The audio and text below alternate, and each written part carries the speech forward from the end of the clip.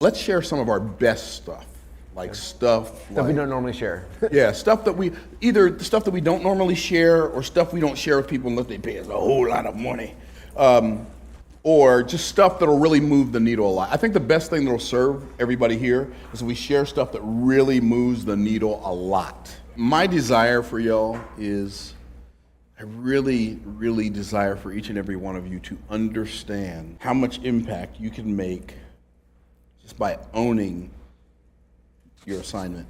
Just own it. Like, don't stick your toe in the water. Don't play with it. People ask me all the time. In fact, I remember one time I asked you this, but people ask me this all the time. Myron, if you could go back and do your entrepreneurial journey over, what would you do differently? Myron, if you could, at 62 years old, go back and talk to your 18-year-old self, what would you say? My answer is always the same. Y'all know what it is, don't you? Get it done faster.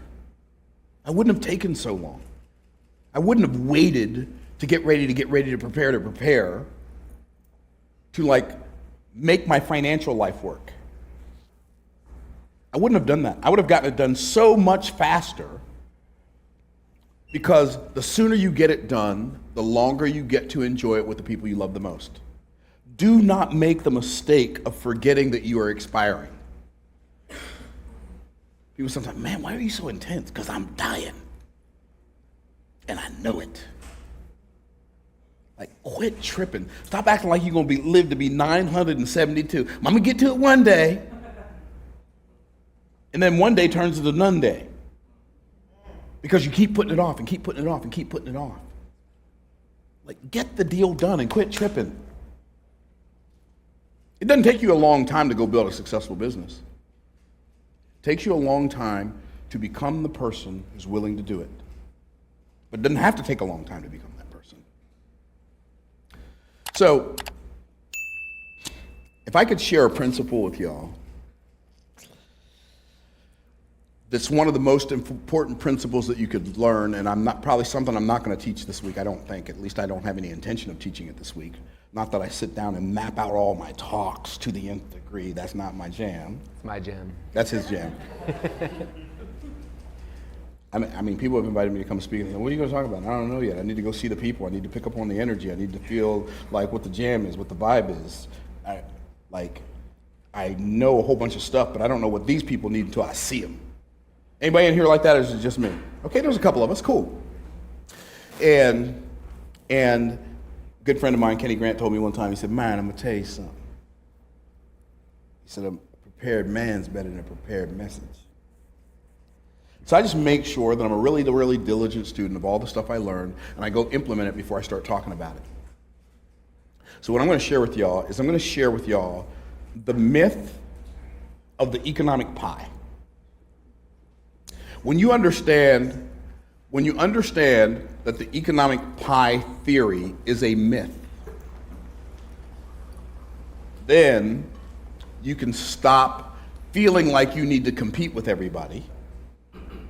You can stop feeling guilty for all the money that you make. You can stop trying to justify the fact that you're rich to people who think money is evil. I don't want to make too much money because I'm not that greedy. I want to leave enough for somebody else. That's all part of the economic pie myth. So, when God created man, there's no such thing as an economic pie. It's a farce. It's a fairy tale. How do I know that? Well, if there was such a thing as an economic pie, when God made man, he would have put him in a bakery. He wouldn't have put him in a garden. Did I say that too fast? I think I did, because some of y'all look like, he what? God would have put man in a bakery where consumption creates lack. But he didn't put him in a bakery. He put him in a garden. Why did he put him in a garden? Because in a garden, consumption creates production. What does that mean?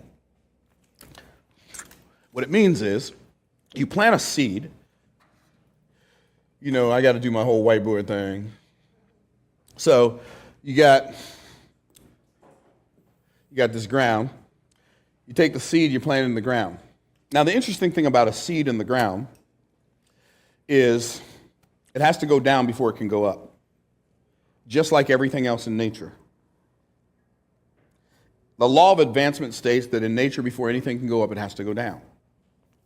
And so when the seed says, I want to be a tree, I want to be a tree, I want to be a tree. And no, I'm not going to do the eagle story, so don't get excited.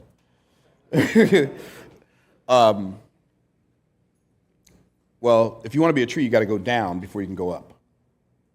It has to go down in the ground. It has to do all this stuff. What does it have to do when it goes down in the ground? Before it can become a tree, it needs to be, without giving the story away if you heard me talk about it before. What does it have to do?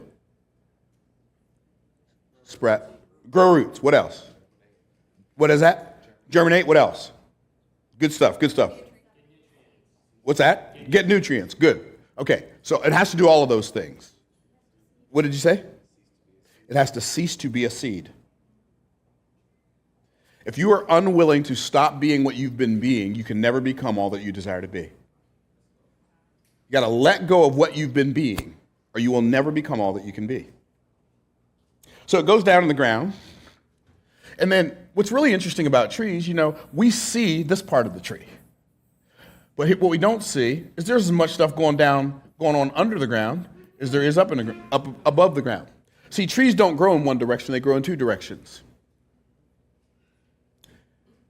Trees grow gravitropically, which means they grow away from light and towards gravity. But they also grow phototropically. And the phototropic nature of a tree is that it grows away from gravity and towards light. That's pretty cool. It's the gravitropic nature of the tree that makes the phototropic nature of the tree possible. In entrepreneurship, everybody wants the phototropic nature of the entrepreneurial tree. They want to be in the light. They want their leaves blowing in the wind. They want everybody to see how green they are. But if you don't have deep roots, you'll never be a tall tree. Okay, that's cool. Then they grow some fruit.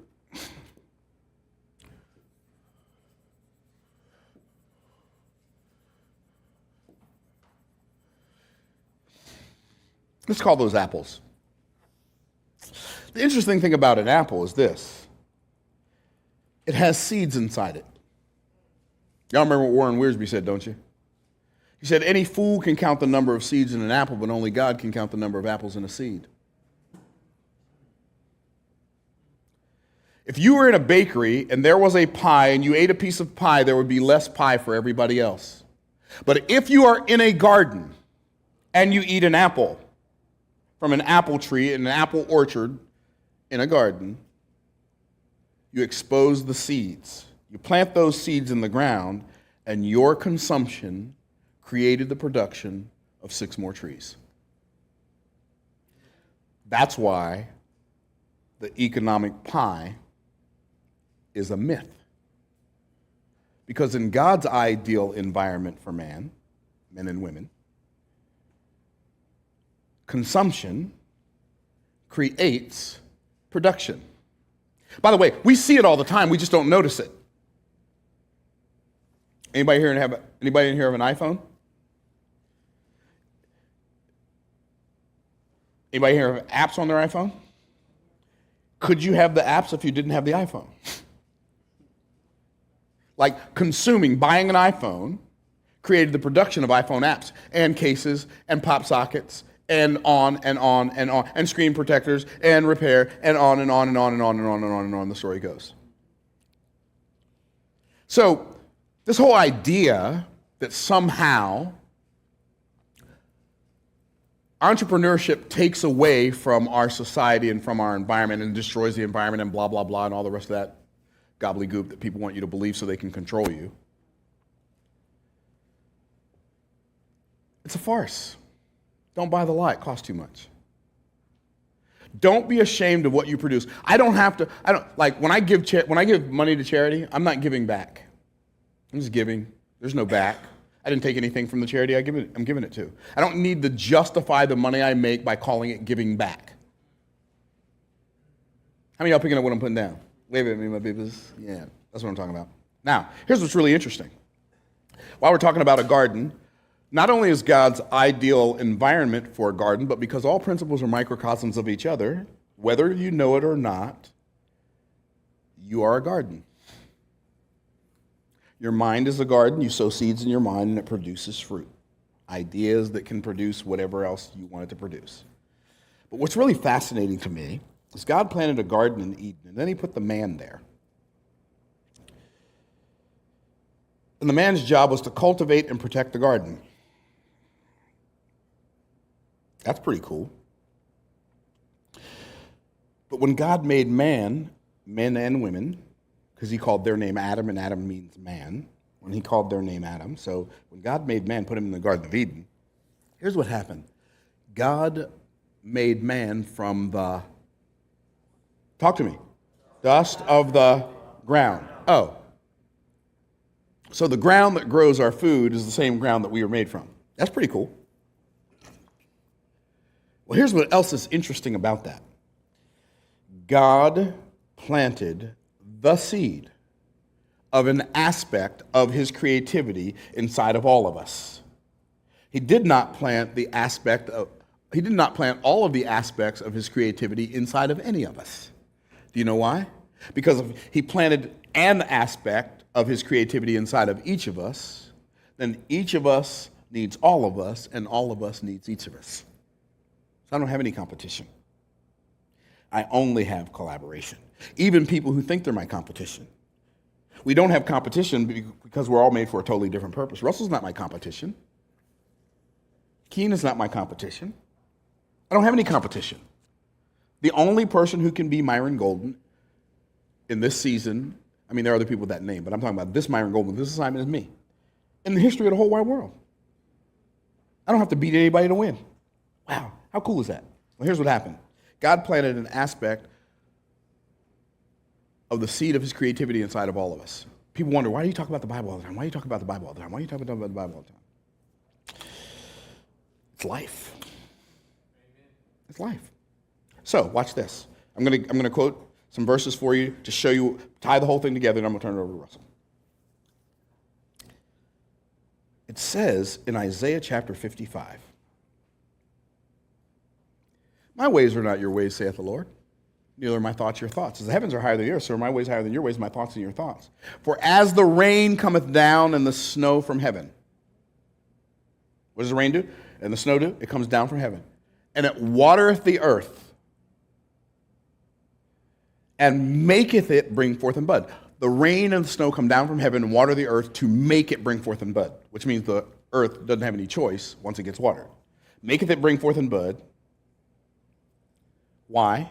"That it may give bread to the eater and seed to the sower."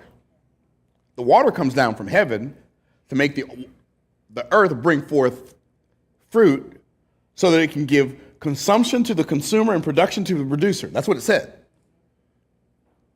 Watch this. "So shall my word be that goeth forth out of my mouth. And it shall accomplish that which I please. And it, my word, shall prosper in the thing whereunto I sent it." What does all that mean? Here's what it means. Here's what I see happening. God, by the way, all principles are microcosms of each other. So this whole idea of a garden is bigger than we know. This whole idea of a tree, the whole idea of Solomon talking about trees is bigger than just Solomon talking about trees. When I water the dust of the ground that is me with the water of the word of God that came down from heaven, it saturates the soil that is me so that the seed of creativity that God planted inside of me can bring forth and bud and give food to the eater, bread to the eater, and seed to the sower, consumption to the consumer, and production to the producer. Even for those of you who don't even know the Bible or like the Bible or don't even believe the Bible, the best thing that I can do for you is teach you principles of truth from that book, even if you don't like it. Because whether you know it or not, that is your best chance to win. So that's why the concept of the economic pie is a farce. Because God's ideal environment for man is not a bakery, but a garden. So much so that he made you a garden of creativity to create ideas that feed and serve other people and profit you so everybody's blessed by everybody else. God put us all in the world by ourselves. He put none of us in the world for ourselves. Russell?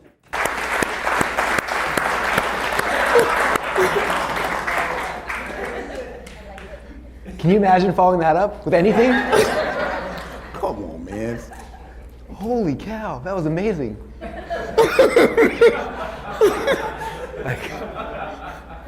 That was awesome. Okay, well. All right, so I'd say on the yacht, I was talking to Anissa, and she was saying that we're both her mentors. She said that from you, she learns like belief and this kind of stuff, and for me, it's more tactical. So I'm gonna go tactical because cool. We're tag teaming, bro. That was amazing. Anyway, so I don't know how to like transition other than I got something cool I want to share. Do you have cool? I don't know if it's that cool, but so I was thinking about Myron gave a sermon that was amazing. I could just listen to talk forever. Like it's insane. Like that just came out of your head and that was amazing. Anyway, that was amazing. So I'm 62 and I've been thinking about this stuff since I was 16, bro. It ain't that deep. Okay, well I'm gonna try to one up it, but I'm not. Anyway, so what I was gonna talk about is so my thoughts in my head. A lot recent. I don't know about if you guys are like me, but I'm thinking about marketing and sales and like that stuff all the time. Partially for me and my companies, but also because obviously I lead a lot of entrepreneurs, and so like I'm always trying to like protect myself, but protect everybody else as well, right? If you've read the Traffic Secrets book, like the introduction says, warning, there's a storm coming, right? And then right after that, COVID hit, and then right after that, we have the Apple, Facebook fights, and ad costs 3x, and then like just all sorts of chaos happened since then. And it's interesting to me because so many people I know and love, their businesses went away during this season, right? Because they couldn't handle it, and ad costs and things like that. And it's interesting because I talk about, in the book I talk about all the things, but everyone always still defaults back to like Facebook ads or like just the basics, right? And the whole goal of that book initially was like to be a warning, but also to get people thinking differently as opposed to like, because I got started in this game, 22, 23 years ago now. So if you look at like when I got started, it was pre-Facebook, pre-MySpace, pre-Friendster. Do you guys remember Friendster? Wow. Like that's when I got started. So like when people ask me, how'd you get traffic back in the day? I'm like, how did we get traffic back in the day? You couldn't just go to Facebook and buy ads. You couldn't, there was Google ads for a little while, but then that went away. There was SEO, but it's like, how did we actually get ads? And like, we had to be more strategic way to think differently. One of my first mentors, and he spoke at last year's Funnel Hacking Live for anyone who's there, is Mark Joyner, and he wrote a really good book on this, but Mark was doing, like he was innovating on this stuff way back in the day. Like how do you get traffic? How do you create traffic, right? And the interesting thing that Mark talked about is that you don't create traffic. Like traffic's already there, right? You look at the internet, people are already on websites, they're already doing things. Our job is not to go and like create traffic. It's all about like how do we shift someone's attention from over here to me, right? That's the whole premise. And I think for most people, there was a decade where ads, Facebook ads specifically, were cheap and expensive, and so people jumped in and they bought Facebook ads, and it was just like, oh, this is easy. And so a whole generation, a decade worth of marketers got really, really lazy because it was easy. And they got a little hard, and they got really hard, and that's when people are starting to fall. And so for me, it's always like going back to the foundation, back to the roots, right? Somebody on the ship asked me like, why I bought Dan Kennedy's company. The big reason was like, I needed to go back to like the beginning of like Dan Kennedy has been through the cycle, like back in the day, infomercials. So like on TV used to play until like 11 o'clock at night, and TV would just end. And so Dan and his buddies were like, nothing on TV at 11 o'clock till like 4 in the morning. We should go and buy the time from the TV stations. The TV stations were like, why would you want the time? Everyone's in bed, and like, we think it's gonna be good. So they started buying infomercials. They'd buy like 6 hours worth of infomercials from like 11 till 5 a.m. for like $30. The station's like, sure, give us $30, you can throw it on there. And so they're running infomercials, and they're making millions of dollars. And they're just like, this is crazy. If people knew what we were doing, and they're running these things, and they're just like, right? And they were like make all this money, and for a while it was happening, and all of a sudden like the stations were like what's happening? They started monitoring and checking, all of a sudden they realized what's happening, like, oh, the sources, these guys are making money with this. They started increasing the price, and they increased the price, and more people found out, competition, then boom, now like late night infomercials are some of the most expensive media you can buy now, right? But there was a season when it was $30 for like 6 hour block, right? and then it shifted. That's crazy. Right? You guys had a decade where Facebook was like $2 a lead, $3 a lead, right? Like, it's crazy. And you look at, so I asked Dan, I said, what happened when people were doing late night infomercials and it shifted? What happened? He's like, 90% of people went out of business, 10% of us figured out how to build deeper funnels, figured out other ways to do it, and like figured out how to increase how much money we made per customer. And then the same thing happened with direct mail, and the same thing happened with phones and fax machines. Like every media source goes through this cycle where you come in, and at first the costs are really, really low, it creates mass adoption, everyone starts using it, and after they're addicted, it's like the drug dealer closed. After we're addicted, they can increase the ad costs. And it's the cycle, right? It happens platform by platform, happens season by season. And so for me, I was thinking a lot about like, how do we protect ourselves from this? And how do we think about traffic differently? And actually on the boat today, Dr. Nissa Holmes was sharing an idea, and then it kind of sparked this in my head because like she got it and she connected to it. And I'm pretty sure that almost everybody else in my community has missed it, but she got it. And she explained, I don't know if she knows that she got it, but she got it. And so this is the principle. So Mark Joyner wrote this book called Integration Marketing. And what his premise is, and it's a little short book, you can read it in like an hour. It's a little mini book you can get on Amazon. But the premise of integration marketing is there's already traffic happening, there's already streams of traffic, right? And what we're traditionally taught is like, oh, go and buy an ad. So we go and buy an ad in this thing. Or let's say we find someone with an email list. So I go to Myron and I'm like, hey, will you promote my challenge next week? And you're like, sure, how's, we figure out the commissions, he promotes it, and we get a big spike of sales, and then it disappears. And next week I'm like, oh, I gotta figure out how to promote this thing. And we go through this cycle of trying to figure out how to hustle and how to make these sales, right? And what Mark talks about in this book is instead of figuring out like, how do I get Myron to do a one-off promotion, how do I look at like, how do I integrate into Myron's business, into his marketing, so that anytime he gets a lead, I'm gonna make more money. Anything he does in his business, I make more money. So instead I come to Myron and I'm like, okay, you're running your business, I'm running my business. What if, when somebody joins your challenge, how many emails do you send them right now? Let's say you got like a 10 email How many sequence, emails? right? 10 emails, yeah. Let's say it's 10 emails. I'm like, cool. Okay. So you send 10 emails to them, and then after 10 emails are over, it ends. How about email 11, 12, and 13? You put an offer to my free plus shipping offer, to my free book, whatever. And in exchange, I'll put an email for you in my challenge on day 12, 11, 13, 14, right? And now what happens is every time Myron does a new challenge, gets a new lead, something happens, he goes through the cycle, and then it builds my business. And every time I do something, it goes through the cycle, and it builds his business, right? So when I launched ClickFunnels, Mark had just written this book, and I was thinking about it, and we didn't run Facebook ads for the first 2 years of ClickFunnels, or any kind of ads. I didn't know how to run ads. I was an ad guy. I was just like, I was this kind of stuff. And so what we started doing in our company, because we didn't have ads, was like, let's do integration with partners. And so what we do is we find somebody who had an email list, and we do a promotion with them. So they promote a webinar, we do the webinar together, we make some money on the webinar, and then when it was done, what we do is we take that webinar, we build out a funnel, and it became their funnel. I said, this is your funnel. Anytime you drive someone here, you get paid commission on it. Like, you already introduced me on the video. We have this whole thing, like it's an asset now that you've created. Let's plug this in so that it's on the footer, like on your help desk, when your support desk or answering help desk tickets, in the footer, let's put PS, blah, blah, blah, and push people to the funnel. And they say, okay, sure, we can do that. So we go and we set this up in someone's help desk. Well, now every time somebody comes and asks a question to their help desk, in the PS, there's a link back to my webinar. I set that deal up a decade ago, and those things still make me sales today, every single day, right? Because it's in there, like, they don't check, after you set up, they forget about it, right? Or the email number 11 or 12 you put in there, you never think about it again. And the rest of your life, as long as you're growing your business, it keeps growing my business. And we're like, how many places can we start integrating into our business? And so we started looking at as many integration channels as possible. And like, this comes back to just creativity now. Like, you can be as creative as you can think of, right? And so we started looking at YouTube videos. And so we find people have YouTube videos in our market that are having success. And I go back and I'm like, this video is really good. And I look at it and I'm like, they're not promoting anything in the description. So I go to YouTube guy, I'm like, hey, how much does it cost to change the description and put a link back to my webinar in here? I'll pay you 20% or 50% or whatever it is. The guy's like, oh, like, it's just a YouTube video. I recorded it 3 months ago. I didn't even think about it. Like, cool. We add it in there, it's there. Now for the rest of time, that YouTube video is making me money. Right? That person makes other YouTube videos. Myron talking about today, he's making these videos, and as these ones pop over here, all these ones start rising together. So as that guy gets better and better at YouTube, I keep getting more and more sales, more traffic coming through because I'm on the description of this video or this video. I'm in their email sequences. I'm in the footer of their customer support desks. I started thinking, where else can I start integrating this? We had some partners who they ship out like box sets of stuff to all their customers, and they're like my dream customers. So, okay, what if we put a postcard, and I'll pay for this postcard, I'll put it in every one of the boxes you ship out to somebody, and we'll set up the printer and the shipping house, and it'll go there, and every time you ship out a box, my postcard will be in there for my free book offer or for my webinar offer. And they're like, sure, and we set up once, and I never think about it again, and every time that this person sells a book, I'm getting a customer back on the back end. You see how we start thinking about traffic differently? Instead of having someone just setting up JVs and deals like that, it's like, how do we find integration partners? Have someone literally going out there and finding integration partners. One thing I started realizing was I wasn't very good at SEO, but I knew the value of SEO. Like if you get on page one for work at home or make money or sales funnel, whatever keyword it is, like that's a big deal, right? In fact, this is probably pre-ClickFunnels, probably 12, 13 years ago.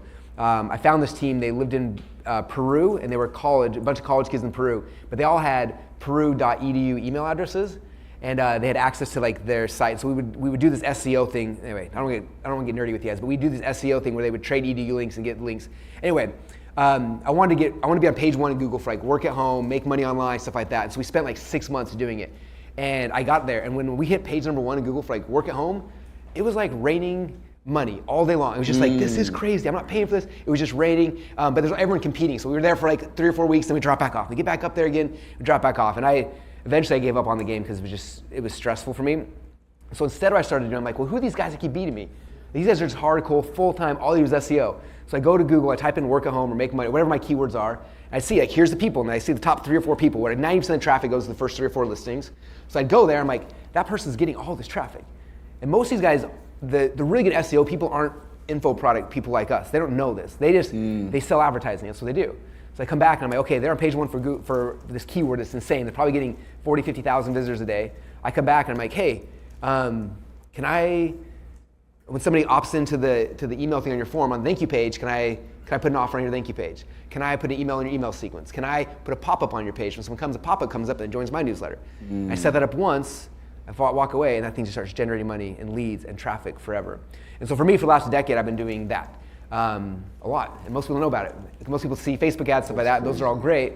That's like free money. It's free money. To this day, just so you guys know, like stats, numbers. So a decade of me doing this. If I turn all my ads off right now, we get over 1,000, probably 1,200 or so people per day who come to ClickFunnels.com and create a free trial that they're not attributed to any kind of paid ads. You can do the math on what that looks like. But it's just this. It's just setting these things up one at a time, thinking about it, meeting someone, and not just saying, oh, promote my thing. It's just like, hey, how can I do this? No, you find somebody who's got a really good offer that's crushing it. Like, what's on their thank you page? Like Grant Cardone did his big challenge the other day, and I knew he was going to get 1,000 people to promote it. So I was like, hey, Grant, on your thank you page, after some register for the challenge, can I put this block down here that tells people to get a free ClickFunnels account? And so he's like, sure. So I made a video, me and him talking about it. And so on this thank you page, there's like step 1, go to the Facebook group, step 2, do whatever, step 3, and then step 4 is like me and Grant. And he's like, hey, you should get a ClickFunnels account because Russell said so. And I'm like, yeah, you should get a ClickFunnels account. Here's a free trial. We had like 3,200 and something people sign up for free ClickFunnels trial on the thank you page of Grant's launch. I think I made more money from Grant's launch than Grant made from Grant's launch. Like, because we plugged it in and all those people started coming in. Now the trials and ClickFunnels, they're getting billed, they go through the value ladder, everything else starts happening. And so it's just thinking about traffic differently, thinking about partnerships differently, thinking about how we can like weave what you're doing in those things. And this was talking about, she created her Mifke offer, and then she started looking at who are all the other people in her market that already have her traffic. And she's plugging into their sequences, their thank you pages, all that kind of stuff. Now, every time they get a customer, she's getting a customer. She's not gonna pay for that. It's just coming through organically. And so that's the first thing to think about. And then the next piece, just to kind of add to it. Any of you guys here ever studied Jay Abraham?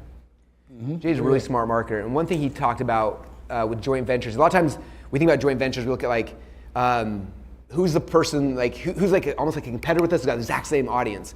And what Jay said that was just brilliant to me, so you have to look at like the life cycle of a customer, right? So like, let's say your product is right here. So for me, like, I'm Russell, so I'm selling funnel software. So a lot of times like, well, who else is selling funnel stuff? Like let's that's the JV. But those customers are all in the same spot. And like what you want to think about is, what are all the things somebody needs before they become your customer, and all the things they need after they're their customer. And that's when you start finding new traffic sources that nobody else is tapping into, right? Because I can go after all the funnel people, but now I'm competing with funnel people. If I can step back and be like, well, what does somebody need before they need a funnel? Well, they probably need a logo. They probably need a website. Maybe they're buying a domain name. Maybe they're setting up a WordPress site. Maybe they're going 99 Designs, they're going to Fiverr. And I start looking like, where are the places that those people are already at prior to them ever coming to me, and looking for the integrations options there, right? Like if I could go to, and I haven't closed this deal, but if I can click 99 Designs or Fiverr, right? Every time someone goes to Fiverr, if I could be built in their sequence where every time someone creates a Fiverr account at day 22, it's like, hey, you need a ClickFunnels account. Like, can you imagine how much money that would be if I can close that one deal? Like, it takes me 3 or 4 or 5 years to close that one deal, but if I plug that in, that could be 10,000 leads a week coming in just from one integration, one deal. So do you pay those people an affiliate commission, or they just? It depends. Every situation is different. And every market's different. Like in this thing, you're paying 15% for your people, right? Is a commission. So it's 15% commission. In the funnel world, I gotta pay people 50, 60, 70% commission because they're hot to the game, right? But other places, it's like a lot easier. Sometimes it's like the YouTube guy, it's like, yeah, I'll pay $100 to throw out I'll change your description, or in your description add a link to my thing. They're like, sure, $100 one time, never think about it again. Email, sometimes it's like, I've got a whole bunch of funnels. I'm like, okay, Myron, I'll do your day 12 on my free book funnel. You do it on day 12 on your challenge funnel. We will set it up. And you get all the free traffic, I get free traffic, we just forget about it. We just say with Tony Robbins and Graciosi. So he owns mastermind.com, which is a platform for course builders. We own ClickFunnels. So when somebody cancels ClickFunnels right now, the one thing I know is they don't like ClickFunnels anymore.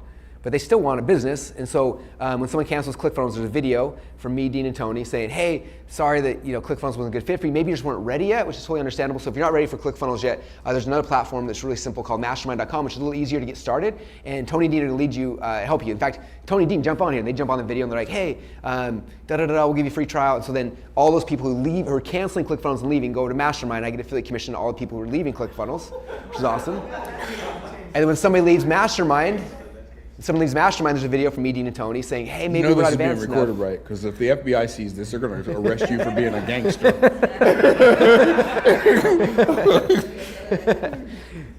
Isn't that powerful? That's so crazy. Then when someone leaves Mastermind, they come back into ClickFunnels. And think about this, like when somebody's leaving your website, what do you guys do with the traffic that leaves your website? They just leave it, right? Yeah.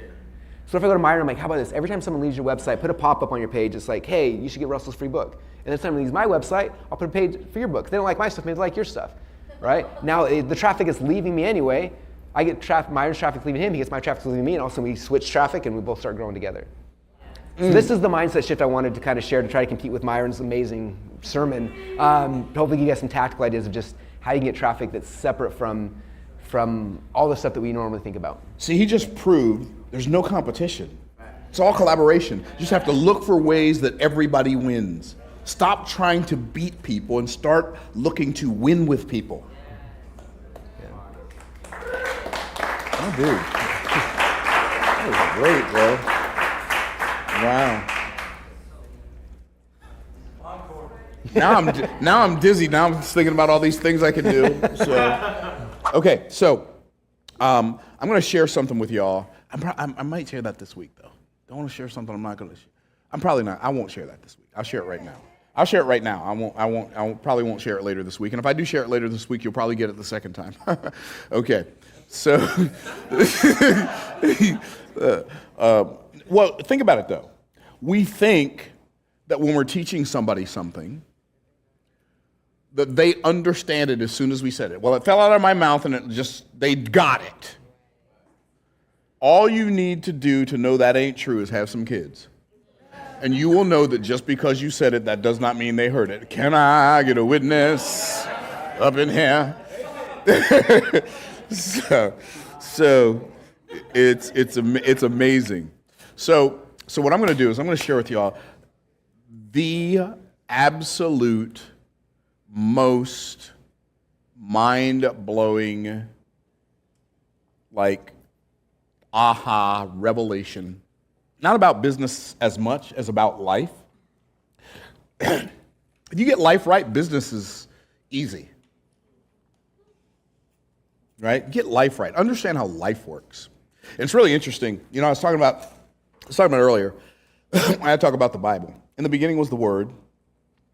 So that's a good place to start, right? Because in the beginning was the Word. Okay. Anyway, I just thunk of that just now. In the beginning was the Word, and the Word was God, and the Word was with God, and the same was in the beginning with God, and all things were made by Him. Without Him was not anything made that was made. And in Him was the life, and the life was the light of men, and the light shined in darkness, and the darkness comprehended it not. Wow. I just pray that for me and for you, that when the light shows up and shines on the answer that we've been looking for, we are aware enough, alert enough, and care enough to comprehend it. So, you've probably heard me say this before. You'll probably hear me say it 11,000 more times. God put so many success principles in Genesis chapter 1, it's almost like he gave us a wink and said, if they don't get to chapter 2, I want them to be okay. It's every time I read Genesis chapter, how is that in the first chapter in the Bible? So, a couple things. One, the first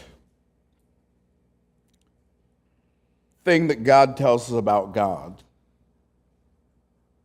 Why do I even care about that? Well, when you meet somebody, whatever the first thing they tell you about themselves is, that may not be the most important thing about them, but it's the most important thing they want you to know when you meet them. Are y'all tracking? And God is love. But that ain't the first thing he told me. God is omnipotent, and that's not the first thing he told me. And God is omniscient, and that's not the first thing he told me. And he's omnipresent, that's not the first thing he told me. And he's righteous, and he's holy, and he's just, and he's good. But none of those things are the first thing that God told me. What's the first thing God tells me about God? In the beginning, God created the heaven and the earth. Why did he do that? Now, you may not ask questions like that. But I'm reading that, and I'm like, you're God. You don't need anything. It's not like you're sitting around thinking, man, I don't know. I wish I had a... No, you don't do that. You're God. Why would God create a heaven and the earth? The only answer I've been able to come up with, if you find a better answer, please let me know. But the only answer I've been able to conjure up, and I say conjure up, like maybe as a possibility as the reason why he did it, is because he is creative, and therefore it is his nature to create. So God's creating flowed out of the fact that he is creative. The first thing God tells us about God is that he's creative. Not because it's the most important thing about him, but because I believe it's the most important thing he desires for us to know about him. Why?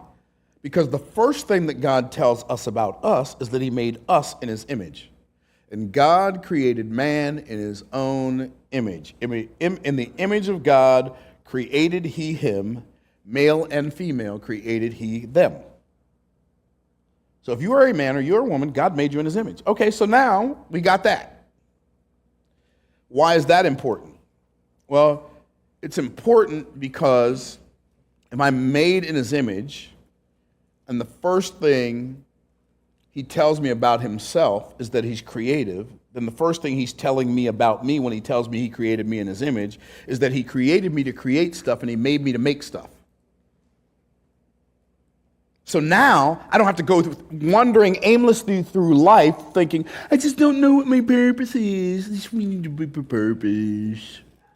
I don't know my purpose. How do I find my purpose?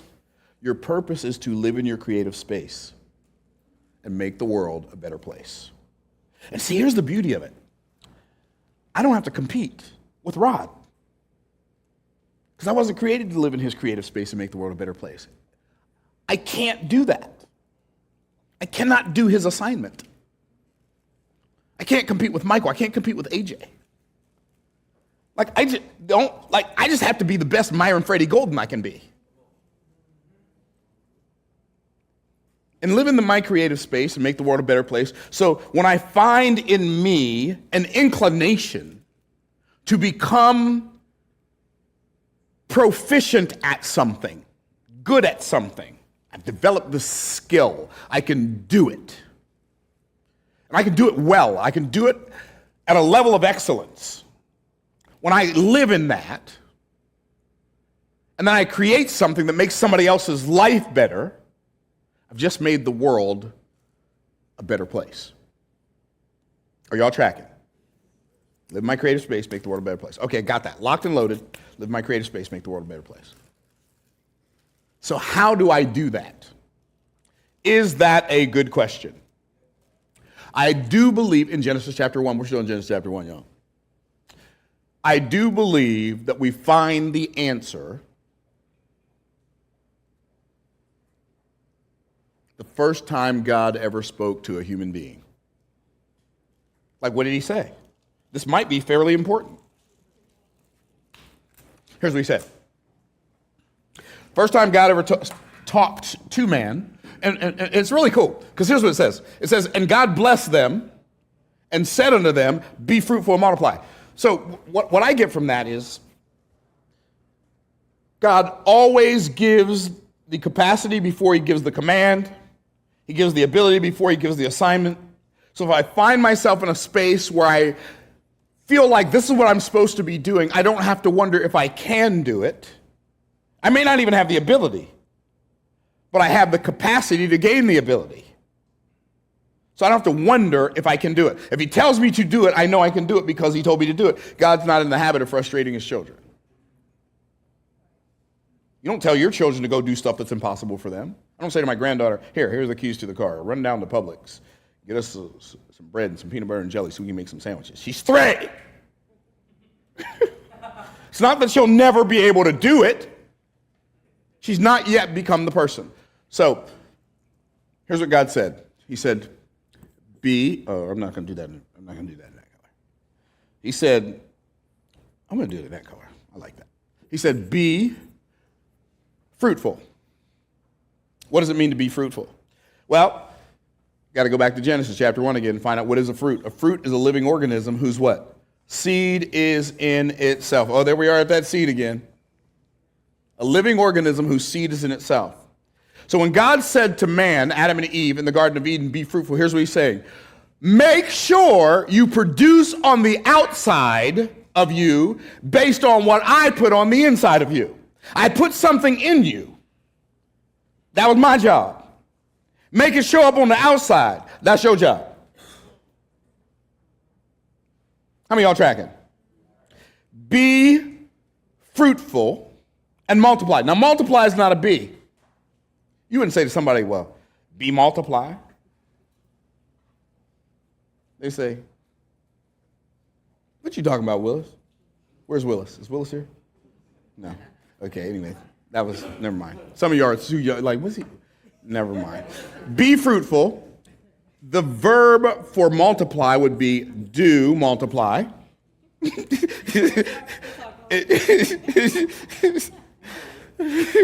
Be fruitful.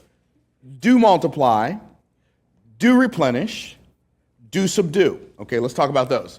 Be fruitful. Do multiply. Multiply literally means to increase. The very first thing God told man to do was to increase. Be fruitful, do multiply, replenish. Replenish means to fill up. Well, if you start multiplying stuff's going to start filling up. Be fruitful, multiply, replenish, subdue. And that one's a little odd because subdue literally means to trample, to stomp, to step on, to tread. Well, if you're telling me to build something up and multiply and fill something up and multiply, why are you telling me to trample? Because God is introducing us to the principle of entropy. What is that? Disruption always follows intention. Creation is created by intention, and disruption always follows intention. There's no way around it. The mistake most people make is when disruption follows their intention, they make the mistake of assuming that they're going in the wrong direction when it's actually more often a sign that you're going in the right direction. Do you understand? When you start doing something good, the first thing that shows up is something bad. I remember when I used to be really fat. I used to be fat Myron. Now I'm almost fit Myron. And I said, I'm going to start working out. I'm going to do 30 push-ups. And I got down. Can I do push-ups, Mariah? You good? No, you can't go that low? Let's try. I'm going to do push-ups. Oh, yeah, we can do it. I'm going to do 30 push-ups. I could do 100 when I was a kid. And I was like,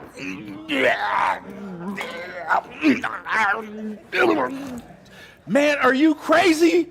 What in the world possessed you to think with your fat self you about to do 30 push-ups? You must be some kind of out your mind. And so I tried to do 30, couldn't do 30. But the next day, I said, okay. The next day, the first day I could do 3, the next day I could only do 2. This is going in the wrong direction. Anybody who's ever worked out knows when you start working out, you don't get stronger first, you get weaker first. When you start working out, you don't feel better first, you feel worse first. How many of y'all ever felt worse first?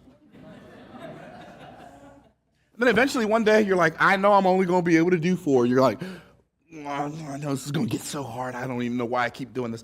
2, 3. Oh my goodness, where's that come from? 4. Oh my goodness. 5. Oh my goodness. 6. Oh my goodness. I can't stop.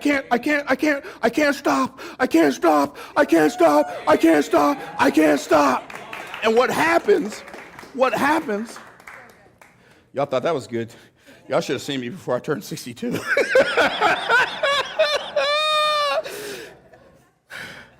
Disruption always follows intention. Don't let that deceive you and get you off the right track. Don't let the disruption that follows your intention make you feel like you're going in the wrong direction. I bought this building, man. We came in here.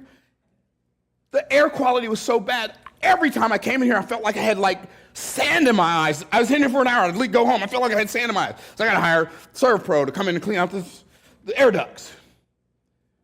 And then we're in the middle of a challenge. We got a torrential downpour. It's December 16th we got a torrential downpour. It was raining outside. Like, my goodness, what's going on? All of a sudden, it sounds like it's raining in the building. I don't remember a waterfall being in that closet back there. We're in the middle. I'm teaching on the challenge. On day 4, it's raining in the building. Water starts coming in on the floor. Water on the floor about to mess up my clothes. Anyway, disruption always follows intention. Y'all get it? B, that's why it says subdue. Be fruitful, do multiply, do replenish, do subdue. Increase, fill up, and trample anything that tries to stop you. Okay, y'all tracking. And then it says, have dominion. I'm going to do this faster. Have dominion. So here's the beauty of it. This is the ultimate success formula in life. Y'all ready? Here it is. Be, do, have. What does that mean? It means don't be, can't do. Can't do, can't have. It means be a little, do a little.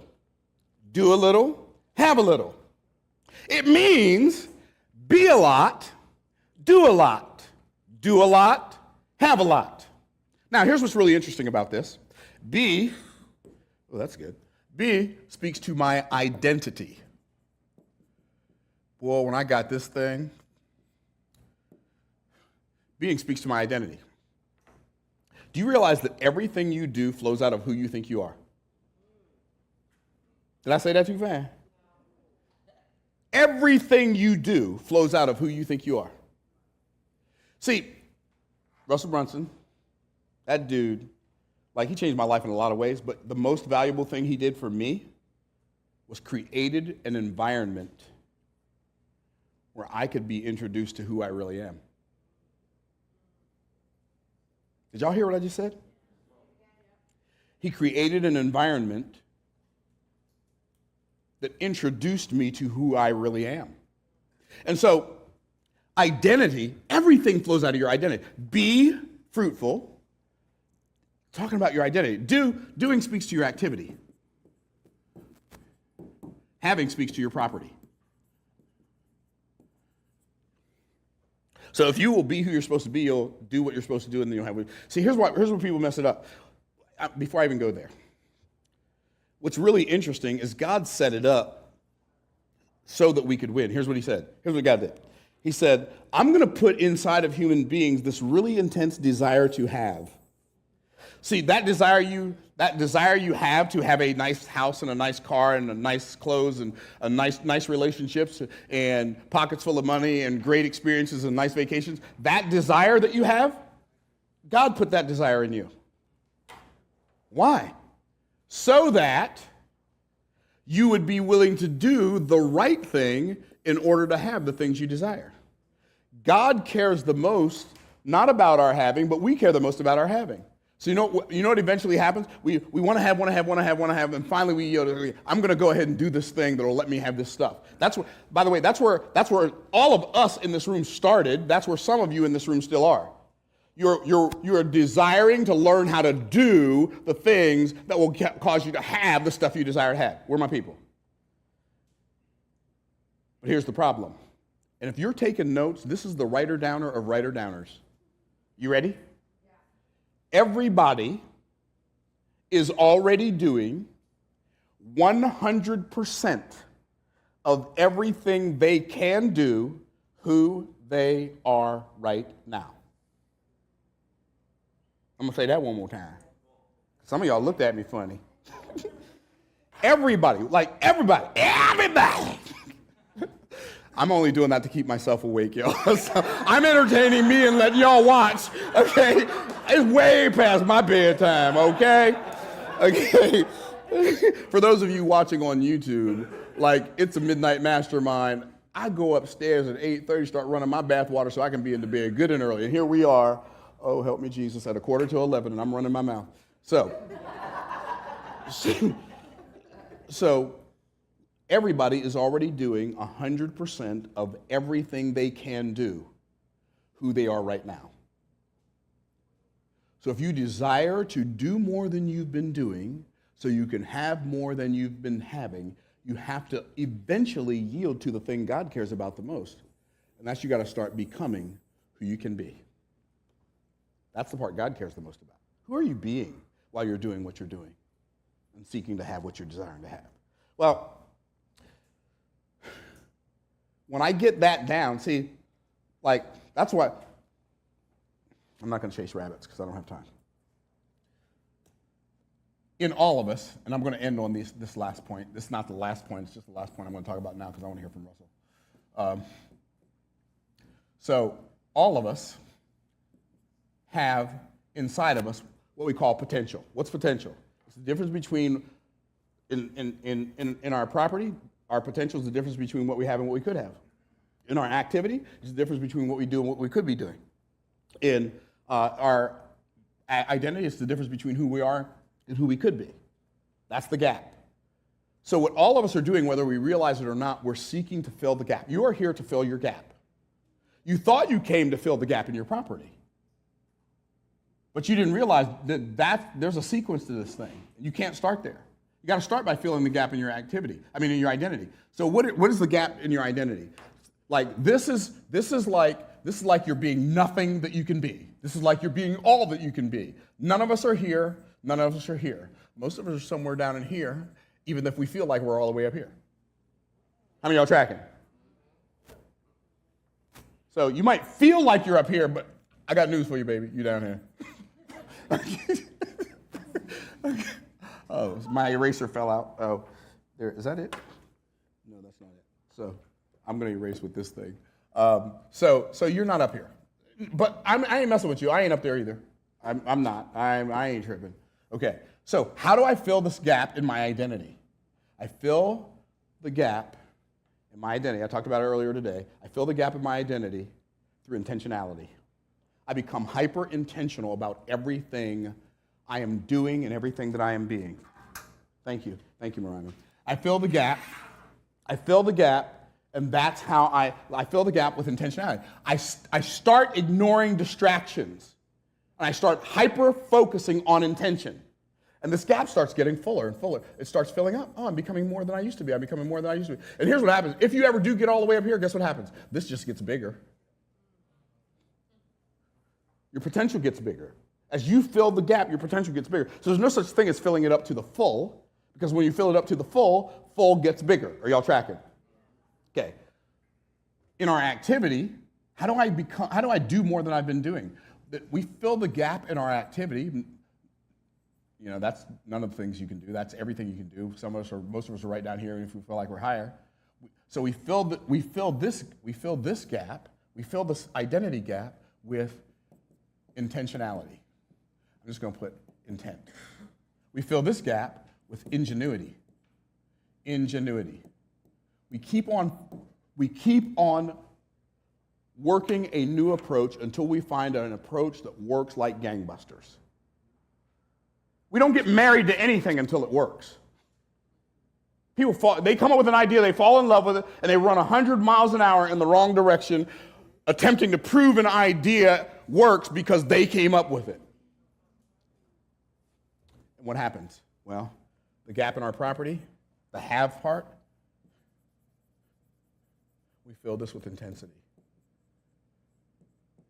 And I am telling you, when you will become hyper-intentional and like just always learning, looking for a new approach, and then become intense, what happens? Everything changes for you. That fell out of my pocket. So that's what I got for you. RB, you good? Yeah. Give it up for RB. We're going to have Russell do one more something, and then we're going to answer 3 or 4 questions, and then I'm going to be like Pharaoh and let God's people go. I know. Yeah, exactly. Because you got work to do tomorrow. I do too. Yeah. So, and y'all got some learning to do. I don't want your minds not to be sharp. It's almost 11 o'clock. So, do you have something else you'd like to share, or do you want to just go straight into Q&A? What do you want to do? Let's do a Q&A real quick, and then... And then we'll be done? Okay. Yeah. So let's do a Q&A. Who's got a question for Russell? Y'all going to ask me questions all the time. I'm going to be here all week. Talk to me. Okay, so that was a question for me. So his question was, if you're like attempting a new approach, how do you know when to stop doing it? I think that's going to be different for everybody. So I'll let you, or I can answer it first, and then you answer, or you can answer first and I answer. What do you want to do? How do you want to do it? How do you know when you've attempted an approach enough times that this has not been working, this is not going to work, I'm done? It's hard because it depends. I mean, I have to watch it to see. Like some people try a little bit, like, it didn't work, and they run away really fast. Some people, though, will like drown themselves holding on to an idea. I've had friends who've done that who just won't let up the thing. And so there's some version in between. I don't think it's ever like letting go or not letting go. I think it's like lots of little pivots and like tweaks and pivots and changes. But I think it's less of like, does this work or this doesn't work, as much as like, with anything I'm doing, my goal is I'm putting it out in the market. I'm trying to see how the market's responding to something, right?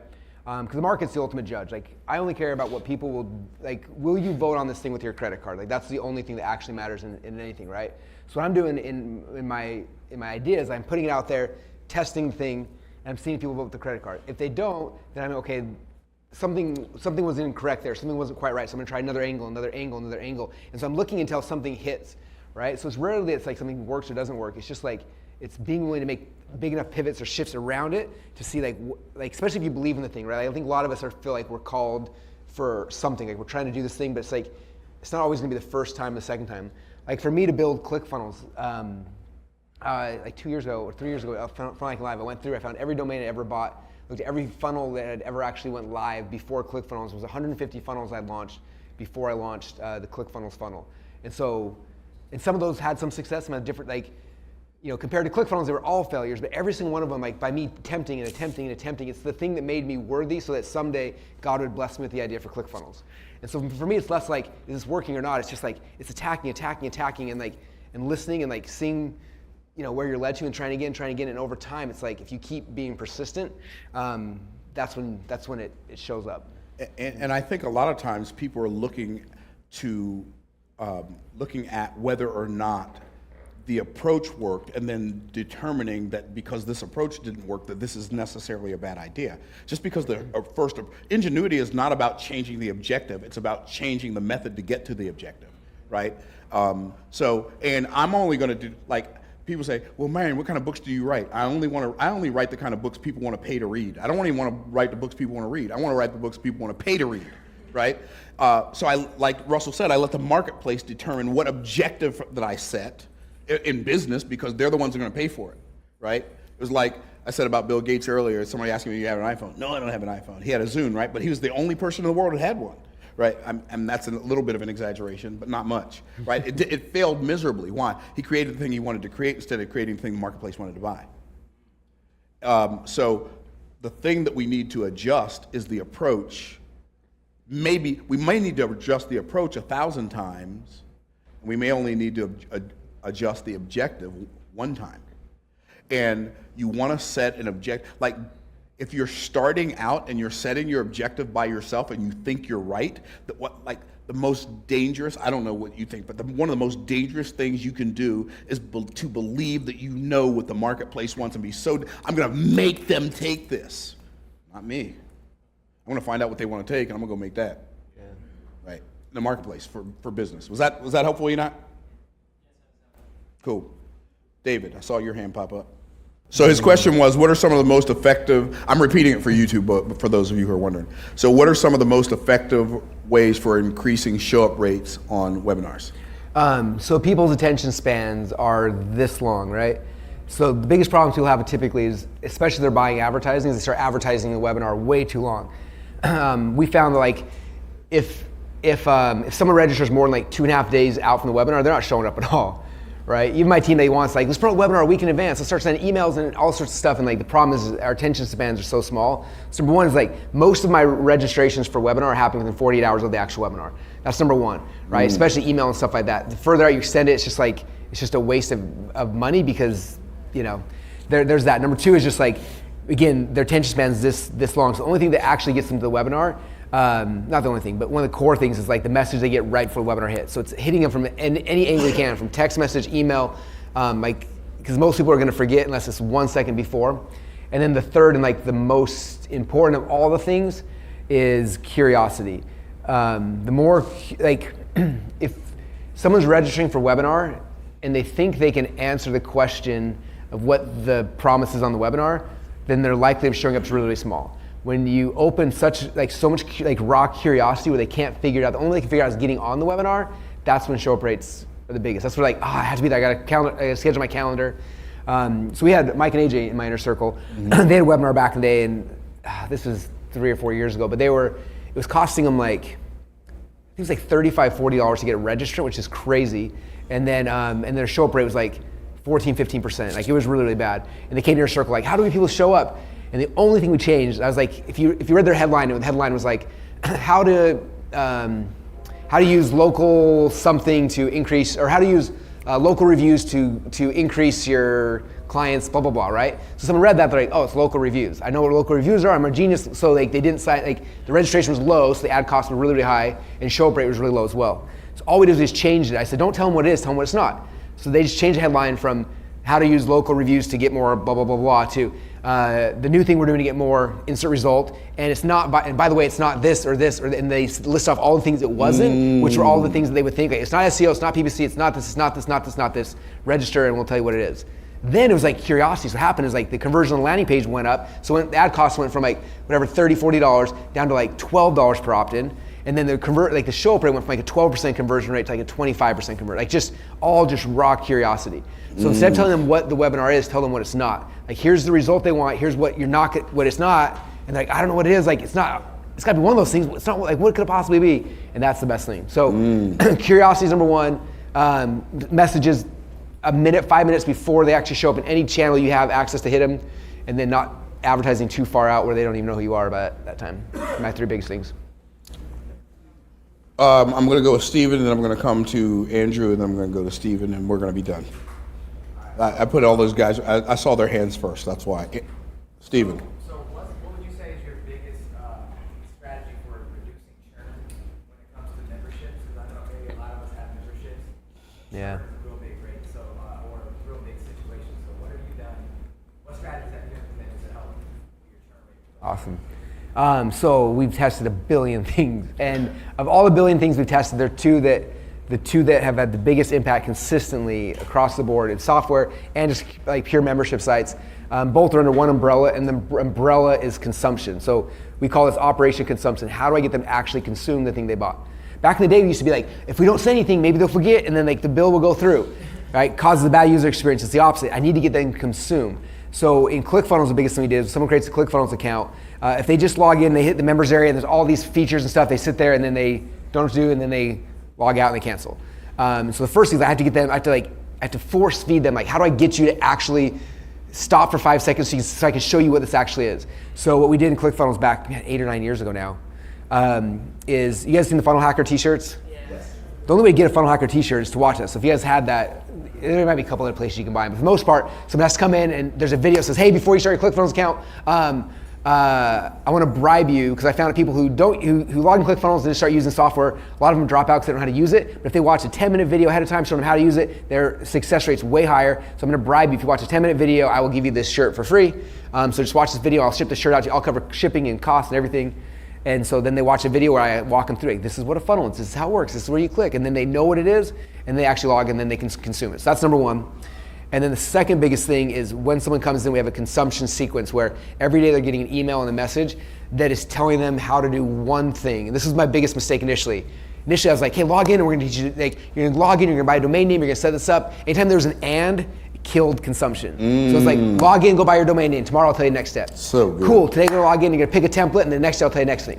Okay, now you pick the template, I'm gonna show you how to edit the template. And each day was just one micro task. They go in there and do the thing. So right now, for ClickFunnels 2.0, we don't have either of those sequences in there because you know how dumb we are. And so I filmed the new t-shirt version last week, which will be going live here in a little bit. And then we're bringing back our One Funnel Away challenge as a consumption sequence. When somebody comes in to ClickFunnels, everybody will go through the One Funnel Away sequence. It'll be 30 days, all built to teach one principle and then have them do that principle in software over 30 days to get them consumed. So those of all things, those are the two things that had the biggest impact for us. So good. Yeah. So good. Good stuff. Give it up for Russell. That was really good. Thank you. Andrew. First off, Russell, thanks for coming up, man. It was really good. And Myron, thanks for inviting us. 100%. So, I mean, you're in the thick of things. Where do you see the internet as overall in 3 years? 3 years. It's a good question. I'm excited for most of it. Some people think it's gonna be crazy, but what I'm excited for is right now, the world we live in, we all have to be really, really good copywriters and things like that because we're guessing, right? I got to write a sales page. It's like an event. If I speak at an event, I know I got 5,000 people in a room, I'm selling a package, I'm going to create the best possible offer that I think is going to address as many concerns as possible, motivate people, and that's what we're hoping for, right? What's coming super rapidly, AI, there's a million use cases for AI, but the thing that makes me most excited is just customization based on the AI. So what we're working on now with ClickFunnels we're not far from it being like a legitimate thing that we'll all be able to start using, is instead of just coming to a page and trying to get 3 or 4% conversion, tweaking a headline, like we know all the data about someone, especially if they've bought something in the past in your ClickFunnels account. We know who they are, where they live, how much money they make. We know their social profiles. Like we all the data on somebody, right?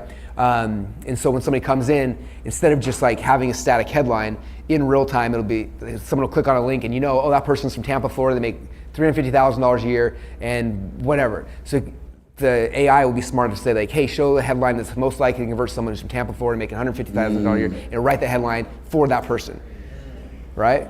And then write headline, pictures, images, and it'll like rendering out pages in real time based on who the person is. So instead of just like hoping to convert the best we can, it's like knowing as much as we can about the person. And so the more customers you have in your platform, the more they buy from you, more like now I'll know, hey, if Myron's bought .com secrets, expert secrets, not traffic secrets from me, I know that'd be a great upsell or great cross or exit pop or whatever. And we can build things on the fly as people are coming in. And that's what I think the future is. Just it's no longer static anything. It's all based on the more data we get on customer profiles. In fact, some of you guys probably seen I'm launching.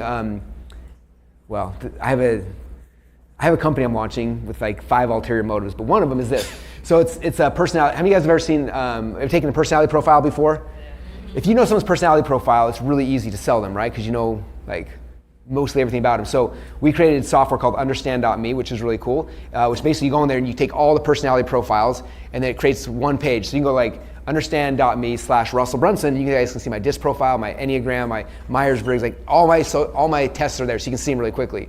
But what's cool that we're going to be releasing to ClickFunnels world in the future is that data. So like when somebody comes in and they opt into your funnel and it pings back, it's like, oh, this person's a INFJ, they're high D, high I, and they're Enneagram 3, wing, whatever, right?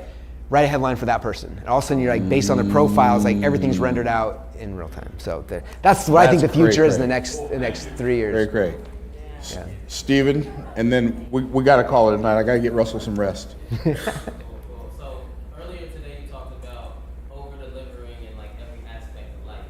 And we were having a conversation in the car, me and my partner, and we were discussing ways to over-deliver for our community. It's giving them like way more value, than we charge. So my question to you is, how do you determine when you're giving too much value, and how do you gauge that in perspective to the price that you actually charge? Like when do you know it's a good time to raise your price?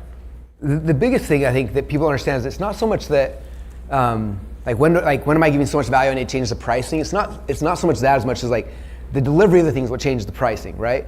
Like when I wrote my .com secrets book, I wasn't trying to say like, how much value am I going to give before I give more. I'm going to give all the value I have. Like so I killed myself on that book. All the value's there.